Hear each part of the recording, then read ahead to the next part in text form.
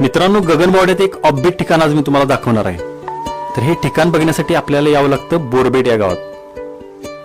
गावात आल्यावर हा बोर्ड बघून 100 मीटरवर असणाऱ्या या कमानीजवळ यायचं. इथून 20-25 मिनिटाचा ट्रेक करावा लागतो. ट्रेकच्या दरम्यान वाटेत हा व्ह्यू पॉइंट आहे. इथून जंगल भागाचा जबरदस्त नजारा दिसतो.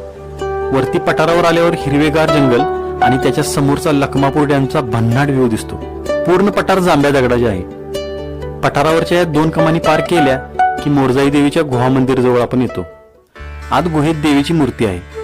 गुहेत सगळीकडे खांब तुम्हाला बघायला मिळतील.